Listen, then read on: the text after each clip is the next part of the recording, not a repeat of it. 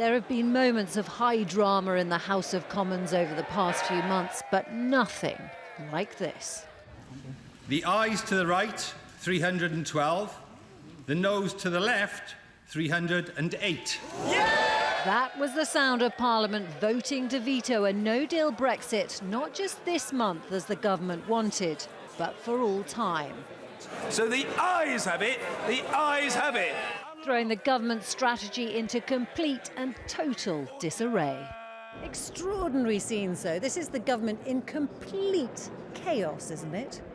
Well, it's utterly bizarre. I've never seen anything like that at all. The government bizarrely whipped against its own bill. So you have the government saying, here is our motion, and then saying, no, here is our motion, but don't vote for it. So that caused a lot of confusion in the chamber. In this shot on the government front bench, the chief whip can be seen conferring with ministers about how to avoid a defeat on the main no-deal vote.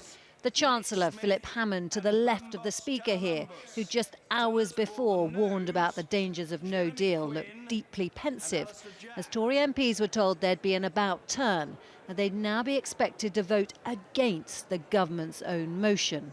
Ministers disobeyed in significant numbers, a second defeat for a shell-shocked Prime Minister. The House has today provided a clear majority against leaving without a deal.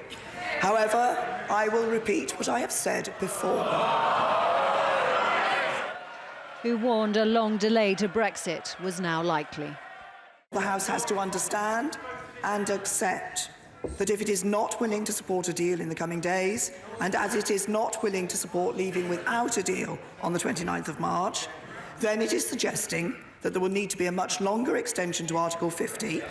Mr. Speaker, tonight this House has once again definitely ruled out no deal. The Prime Minister said the choice was between her deal and no deal. In the last 24 hours, Parliament has decisively rejected both her deal and no deal.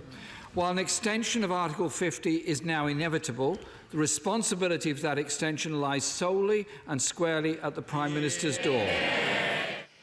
Tonight, one minister resigned after voting to rule out no deal, Junior Minister Sarah Newton, while 12 other ministers abstained, including from the Cabinet, Work and Pensions Secretary Amber Rudd, Justice Secretary David Gauke, Business Secretary Greg Clark and the Scottish Secretary David Mundell.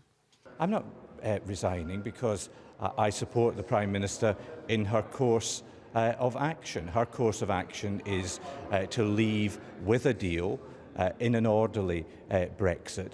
But I'm very clear that I don't support a no-deal Brexit. Brexiters were trying to put a brave face on it. Well, it doesn't really change anything. The statute law is that we leave on the 29th of March, and the Prime Minister is very clear that unless the statute is changed, that is what happens with or without a deal. The Prime Minister returned to Downing Street, humiliation heaped on humiliation. She's lost control of her party and her Brexit strategy, and yet incredibly seems determined to plough on. Romilly Weeks, News at 10, Westminster.